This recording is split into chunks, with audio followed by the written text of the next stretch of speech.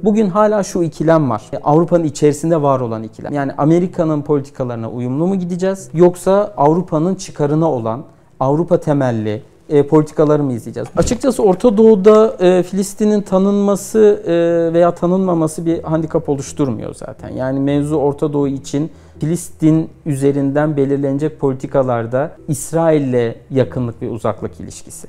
İsrail'in Avrupalı devletler içerisinde kendi politikalarını kabul ettirmek için, kendi lehine adımlar attırabilmek için her şeyi yapacağını göz ardı etmemek lazım. Filistin'i desteklemeye başlayan Avrupalı ülkelerin İsrail karşıtlığı nereden çıktı, ne amaçlıyorlar, ne olacak? Aslında bugün İsrail'in karşısında gibi görünen bu durumun temelinde iki durum olduğunu düşünüyorum ben. Birincisi bugünkü durumla ilgili, diğeri biraz daha gelecekle ilgili. Şimdi bugün aslında özellikle Fransa'nın başı çektiği bir grup var Avrupa'da. Bu Amerika'nın önce Avrupa sonra Orta Doğu ve genel olarak da küresel nüfuzunu bir nebze olsun engellemeye çalışıyor. Burada da en büyük müttefiki Amerika'nın devamlı olarak birlikte çalıştığı, Orta Doğu özelinde politikasını birlikte belirlediği aktör İsrail. Doğal olarak İsrail üzerinden, İsrail'in politikaları üzerinden Amerika'nın bölgeye nüfuz çabasını engelleyebileceğini düşünen bir siyaset var. Bu İsrail'in politikalarını, saldırılarını bölgeye yaymaya niyet ettiği ve hatta kısmen yaydığı o şiddeti bir şekilde karşısında durarak Amerika'nın da İsrail'le birlikte politikasını hayata geçirmesini engellemeye çalışacaklar. En azından bunu göstermeye çalışacaklar. Bu bugünle ilgili. Gelecekle ilgili de şöyle bir sorun var. Şimdi Hamas'a saldırıyoruz. Orada başkaları da ölüyor tabiri var İsrail yönetiminin. Bunu nispeten kabul ediyordu Batı. Yani orada ölen insanların 60 bine yakın insanın nedenselliğini oluşturabiliyorlardı kendilerince. Ama açlıktan ölmek durumu artık yönetilemez bir hal aldı. Çünkü açlıktan öldüğü zaman insanlar bu artık herhangi bir uluslararası hukuk metinler falan artık buradan çıkıyor konu. Bu insani bir yere doğru geliyor. O da bugün değil ama yarın Netanyahu ve İsrail aleyhinde açılmış olan uluslararası davalara Avrupalı devletlerin de dahil olma ihtimali ortaya çıkıyor. Bu süreci destekledikleri için. Bunu çok istemiyor tabii Avrupalı devletler. Özellikle kendi temel değerleri içerisinde insan hakları vesaire çok ön plana çıkarmaya çalıştıkları için şeklen de olsa böyle bir durumla karşı karşıya kalmaları zaten Euroseptik o Avrupa şüpheciliğinin yükseldiği bir dönemde bir negatif daha yazar. Bunu da bir şekilde önlemeye çalışıyorlar. Daha uzun vadede düşündüğümüzde bu adım somutlaşacak mı yoksa sembolik olarak mı kalacak? Şimdi Filistin'in tanınması yani bir devlet tanınması zaten genellikle öncelikle semboliktir. Yani burada tanıdığınız devletin sınırları, anayasası, yönetimi bunlarla birlikte tanıyorsunuz aslında.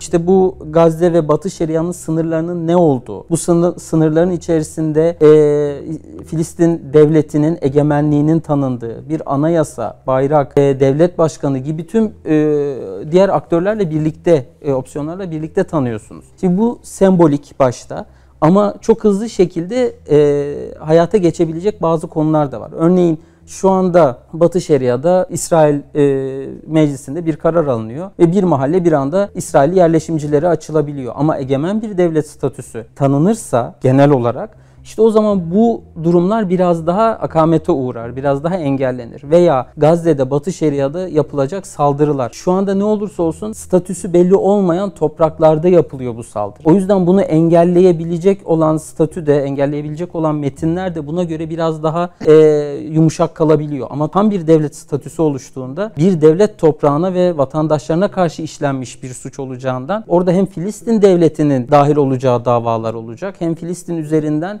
uluslararası mahkemeler, toplum ve devletler buna göre tavır alabilecek. Peki Avrupa ülkelerinin Filistin'i tanıma adımlarının arkasında ne var? Burada öncelikle şimdi Avrupalı devletler İsrail'i ve Amerika'yı bir köşeye sıkıştırma durumu var.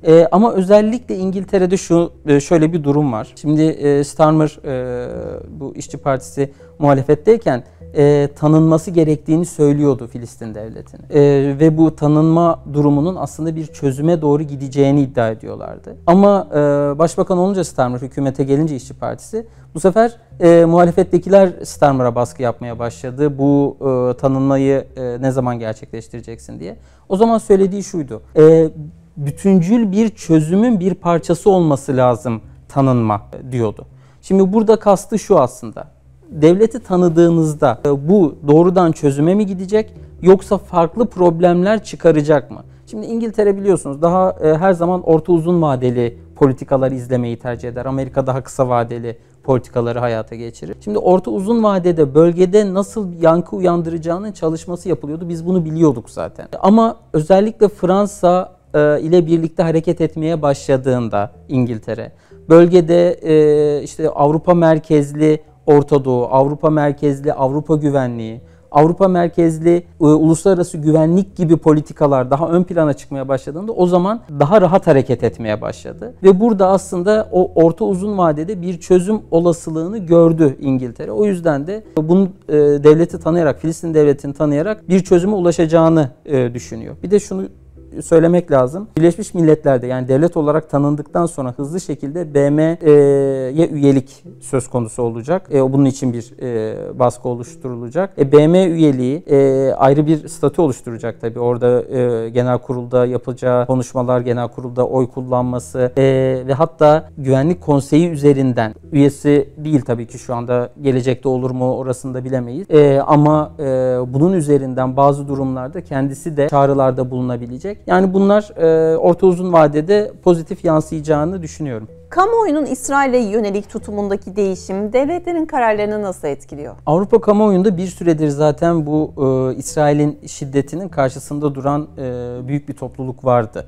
Ama bunların yani ne gördükleriyle ilgili biraz da, yani sosyal medyada vesaire neyle karşılaşıyorlar, durumun vehametinin ne kadar farkındalar, biraz bununla ilgiliydi. Şimdi dünyanın diğer yerlerinde kamuoyu baskısı siyaseti çok fazla etkilemiyor. Avrupa, Amerika'da biraz daha fazla etkiliyor diğer yerlere göre. Burada da o sokağın baskısı bugüne kadar bir şekilde ötelendi, durduruldu. Şimdi şunu ortaya koymak lazım. Avrupalı devletler birçok zaman belki sokağı dinleyebiliyorlar. Ama söz konusu bazı hassas noktalar olduğu zaman o devletlerin devlet politikası olarak kabul ettiği veya değiştirmekte zorlandığı bazı durumlar söz konusu olduğunda o sokak eylemleri çok uzun bir erimde yayılsa da buna bir şekilde cevap vermiyorlar. Bu İsrail'le ilgili olan şey biraz buydu. Yani öğrenciler sokaktaydı, işte gençler, toplumun büyük kısmı bazen sokaklara çıktı ama bu göz ardı ediliyordu bugüne kadar. Ama bu açlık konusu çok farklı. Yani açlıktan insanların ölüyor olması, insanların sokağa çıktığında da başka şeyler söylemeye itti. Yani şiddeti durdurun, İsrail'in saldırılarını durdurun, ama bugün durum daha farklı. Bugün artık yardım, bu Gazze'nin içerisine girecek yardım veya işte insanların açlıktan ölmemesi, sağlıklarıyla ilgili işte ilaç ve doktora ulaşım vesaire gibi konular artık ön planda. O yüzden bu baskı biraz daha artıyor ve buna cevap verme konusu da Avrupalı devletlerin, o hani Avrupalı değerler dedik ya, o insan hakları vesaire, onun üzerinden cevap verme olasılığı da zorlaşıyor. O yüzden bugünkü durum biraz daha düne göre siyaseti, Avrupalı devletleri biraz daha etkiliyor olabilir. Ama burada da yine şunu belirtmek lazım bir parantez içinde. Sonuçta toplumların, Avrupalı toplumların İsrail aleyhinde, bu aleyhinde kısmını tırnak içinde söylüyorum çünkü aslında orada İsrail aleyhinde değil, daha durumu toparlamak üzerine yapılıyor her şey. Bu İsrail aleyhinde gibi görülen eylemlerin tam karşılığını vermek Avrupalı devletler için hala çok zor. Yani içerideki o İsrail yanlısı lobiler, Amerika gibi veya toplumsal yine İsrail'i destekleyecek olan bazı toplumlar var. Sivil toplum gibi veya benzeri kurumlar var buralarda. Siyasete etki edebilecek kurumlar ve hatta siyasetin kendi genleri var. Yani şimdi bunu da göz ardı etmemek lazım. Hala o 2. Dünya Savaşı'ndan beri var olan bazı genetik kodlar var Avrupa'da. O yüzden bununla ilgili karar almak hemen bazı refleksleri hatırlatıyor. O yüzden burada da bazı konularda hala dikkatli ve yavaş davranmak zorunda kalıyorlar. Filistin'in tanınması iki devletli çözüm ihtimalini gerçekten güçlendirecek mi? Yani iki devletli bir çözüm olacaksa bunun yolu, aslında en önemli yolu bu. Yani önce Filistin'in tanınması. Şimdi aslında bugün 148 devlet tanıyor. Bu çok büyük bir rakam. Geriye 45 devlet falan kalıyor tanımayan ama işte mevcut küresel sistemde o 45 devletin ağırlığı o 148 devletten daha fazla olduğunda işin rengi değişiyor. O zaman hala bu tartışmayı yürütmek zorunda kalıyoruz. Bu 45 devletin içerisinde Batılı, Avrupalı ve işte Amerika bir devletler var. bunlar tanıdığı zaman peyderpey, işte o zaman zaten o sistem içerisinde devlet varlığını görmeye başlıyoruz Filistin. Bunun örneği mesela Kosova vardır. Kosova'yı Batı tanıdığı zaman ondan sonra karşısında, halbuki bir çatışma ortamı yoktu, bitmişti yani o tanınma süreci girdiğinde. Ama Kosova tanındığı zaman bir anda bölgenin şartları bir statüye oturdu. Burada da bir statüye oturması, bir statüko oluşması ihtimali daha yükseliyor devlet olarak tanındığında. Ama burada karşımızda İsrail'in mantıklı bir devlet olmadığını, mantıklı politikalar yürütmediğini de göz ardı etmemek lazım. Yani Filistin tanındı, bayrağıyla, başkentiyle, ki bu başkent konusu bile başlı başına bir çetrefildir İsrail ile ilgili, tanındı. O zaman işte İsrail'de biz de buna göre hareket edelim demeyecektir. Bunu engelleyecek adımlar veya bunu daha geriye düşürecek adımlar atmaya çalışacaktır. İşte orada iki devletli çözüme giden bu yol, mantıklı ve genel politikada doğru olan bu yol, İsrail'in adımlarıyla akamete uğrar mı? Yani bu olasılığın da yüksek olduğunu düşünüyorum açıkçası. Doğu Kudüs'ün başkenti olarak, yani Filistin'in başkenti olarak tanındığı bir egemen devlet formülü İsrail'i biraz daha sinirlendirecek. Çünkü Kudüs konusu biliyorsunuz İsrail içinde çok başka yerlere gidiyor. Özellikle de Trump yönetiminin işte Kudüs'ü başkent olarak tanıması, İsrail'in ve oraya büyükelçiliğini taşımasıyla bu durum biraz İsrail'in lehine doğru gitmişti bölgede.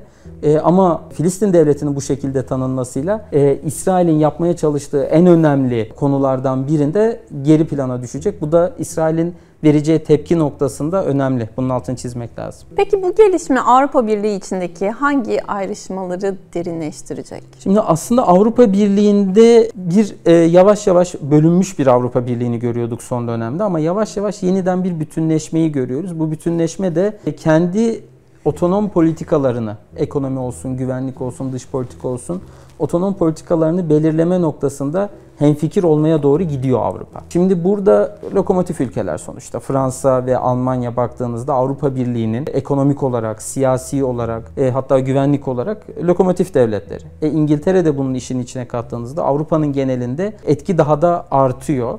Ve özellikle bu üç ülkenin bu konuda da, yani Filistin'in tanınması konusunda da ön aldığını, bunu daha başat aktör olduğunu görüyoruz. Şimdi bunlar tanımaya başladıkça Filistin'i, İsrail'in politikalarına bir nebze olsun direnç göstermeye başladıkça Avrupalı devletler de yavaş yavaş onun arkasından gidecek. Keza işte Malta gibi devletler başladı zaten bu açıklamalarda biz de tanıyacağız demeye. Bunun etkisi önce küçük devletlerden başlar ve daha sonra diğer devletlere doğru yansır. Avrupa burada biraz daha İsrail-Filistin konusunda bir yekpare olmaya doğru gideceğini düşünüyorum. Bugünkü şartlarda baktığınızda bugün hala şu ikilem var. Avrupa'nın içerisinde var olan ikilem. Yani Amerika'nın politikalarına uyumlu mu gideceğiz? İşte bölgede Amerika ile İsrail ile birlikte mi hareket edeceğiz? Yoksa Avrupa'nın çıkarına olan Avrupa temelli politikaları mı izleyeceğiz? Bu tartışma şu anda var ama bunun çok uzun süreceğini zannetmiyorum. O yüzden bu konu Avrupa'daki diğer başka çetrefilli ve Avrupa'yı daha sarsacak konulardan çok daha yumuşak bir konu aslında. Hepsinin kabul edeceği anlamda. O yüzden bunun Avrupa genelinde bir çatışmacı bir politika izleyeceğini zannetmiyorum. İsrail'in tepkisine bakacak olursak peki diplomatik tepkileri Avrupa ile ilişkilerini nasıl etkiler? Şimdi İsrail özellikle Macron açıklamalarından sonra biliyorsunuz bir açıklaması oldu. Bundan sonra güvenliğinizden endişe edin mealinde bir açıklamaydı bu. Şimdi Gazze saldırılarında ve bunun arkasından bölgede Suriye'de veya Lübnan'da yaptığı saldırılarda hep arkasında şunu söylüyordu. Biz aslında Batı'yı koruyoruz, batılı değerleri koruyoruz. Şimdi bu Netanyahu için iyi bir aparattı, iyi bir konuydu. Çünkü bunu söyleyerek biraz da Avrupalı devletlerin desteğini alabiliyordu, Amerika'nın desteğini alabiliyordu. Çünkü İsrail olmasa buradan terör örgütleri bize gelecek mantığı, söylemi hem devletler tarafından hızlıca kabul edilebilir, doğru olmasa bile, doğru olmadığını bilseler bile bunu kabul etmeleri çok daha kolay. Hem de topluma bunu anlatmaları da kolay. Toplum da terör gelir, burada sokaklar terörize edilir dediğinde sokakların da İsrail'e tepkisini bir nebze olsun bu noktada azaltabiliyordu batılı devletler. Bunu bildiği için Netanyahu İki aşamalı bir tehdit aslında bu. Yani birincisi, ben sizin için savaşmaktan vazgeçerim. O zaman bölgedeki terör size akseder. Bununla baş etmek zorunda kalırsınız. Bu kötüler arasında iyisi. Daha kötüsü şu: sizin bölgenizde şiddeti sağlayacak olan, şiddete neden olacak olan adımları atabilirim. Şimdi bunu kabul etmeyecek tabii. Böyle bir şey söylediğini asla kabul etmeyecek. Ama söylediğinin arka planına baktığınızda İsrail'in Avrupalı devletler içerisinde kendi politikalarını kabul ettirmek için, kendi lehine adımlar attırabilmek için her şeyi yapacağını göz ardı etmemek lazım. Amerika Birleşik Devletleri'nin pozisyonu Avrupa'nın bu yöndeki adımlarını nasıl etkiliyor? Şimdi Amerika Avrupa'yla zaten bir süredir çatışmaya başladı. Trump yönetimi özellikle Avrupa'yla politikaları ayrıştırıyor. Burada da şimdi Avrupa'da zaten Amerikan politikalarının haricinde adım atmaya başladıklarını Amerika görüyor. Bunu engellemek için başka adımlar atıyorlar. O adımların da işte bazısı doğrudan bu büyük devletlerle ilişkileri iyi bir formata sokmak için atılan adımlar. Bazıları da Avrupa Birliği'nin bu büyük devletlerin belirleyeceği formatın dışına çıkarak Amerika'nın istediği noktaya getirmek. Bu da işte birlikteki diğer küçük devletlerle ilişkileri devam ettiriyorlar. O yüzden şimdi bu konu Avrupa'nın geneline yayılmadan, yani İsrail'e karşı oluşturulacak olan kararlar Avrupa'nın diğer devletlerinde de benimsenmeden adım atmak zorunda Amerika. Bunun için de Avrupa üzerinde, Avrupa Birliği üzerinde kurumsal olarak baskılarını artıracaktır çok büyük ihtimalle. Biz bunu ekonomik olarak göreceğiz önce, ki geçen gün yapılan bir anlaşma bunu bir şekilde başladığını düşündürtüyor bana. O ticaret anlaşması üzerinden Avrupa'ya bazı şeyleri bastırmaya başladı ve Avrupa'da bunu peyderpey kabul ediyor görünüyor Avrupa Birliği. Bunun üzerinden bir baskı oluşturabilir. Bu baskı oluştuğunda da bu küçük devletler, büyük devletler ayrımı Avrupa Birliği içerisinde keskinleşme ihtimali var. Ama bunu Fransa ve Almanya gibi birliğin içerisindeki büyük devletler buna izin vermeden bazı adımlar atacaktır. Mesela bu Avrupa Birliği içerisinde fon oluşturmak gibi, bu küçük devletlerin Amerika'nın güdümünde hareket etmesini sağlayacak olan ekonomik şartları ortadan kaldırmak gibi. O yüzden burada Amerika Avrupa Birliği üzerindeki atacağı adımları Avrupa içerisinde tolere edecekler. Ama İngiltere burada biraz farklı. Çünkü İngiltere aslında Amerika'nın Avrupa'daki en yakın müttefiki. Yani NATO özelinde devam ettiği ve başka şartlarda da birlikte hareket ettiği bir devlet. Oradan bu tepkiyi görmek, o biraz sıkıntı oluşturdu Amerika'da. O yüzden şimdi İngiltere-Amerika arasında bazı yeni şartlar oluşturulabilir. Yani yakın zamanda bazı görüşmeler yapılabilir. Bu görüşmelerde Orta Doğu politikasının uyumlu hale getirilmesi ve Avrupa Birliği'nin dışında kararlar alınması gibi. Yani zaten Brexit'i yaşadın, Avrupa'da değilsin. O zaman Avrupa'nın politikalarına dönüştürmeye yardımcı olma söylemi olabilir Amerika'dan. Biz bunları zaten sinyallerini alıyoruz. Washington'dan da, Londra'dan da alıyoruz. Son olarak şunu sorayım hocam. Filistin'in tanınmasının Orta Doğu'daki güç dengelerine olası etkileri neler olur? Açıkçası Orta Doğu'da Filistin'in tanınması veya tanınmaması bir handikap oluşturmuyor zaten. Yani mevzu Orta Doğu için Filistin üzerinden belirlenecek politikalarda İsrail'le yakınlık ve uzaklık ilişkisi. Yani Filistin toplumu zaten Müslüman bir Arap toplumu olarak bölgenin diğer toplumlarıyla entegre olmuş veya olabilecek olan bir toplum. Burada tanınmaması gibi bir şey söz konusu değil. Zaten devletler de tanıyor. Ama batılı devletlerin tanıması üzerinden bölgede Filistin lehine hareket etmeye niyet edip de angajmanları nedeniyle bu hareketi gerçekleştiremeyen devletler varsa, ki bunların Körfez devletleri arasından bazılarının bu Amerika-İsrail angajmanı nedeniyle Filistin'e yaklaşamadığını biliyoruz. Gönüllerinde, yani toplumlarında bu yakınlaşma olmasına rağmen. Belki burada bir adım, bir kırılma yaşanabilir. Hazır tanınmış bir devlet üzerinden, Batı üzerinden bir ilişkinin formülasyonu gerçekleşebilir. Ama bu tanınma doğrudan Orta Doğu devletlerini etkiler mi Filistin lehine? Açıkçası ben onu görmüyorum. Orada daha çok tanınmadan ziyade İsrail'in bölge politikalarının geri plana düşürülecek olan adımları, yani tanınmadan sonraki adımları takip etmek gerekiyor. Ancak o etkiler.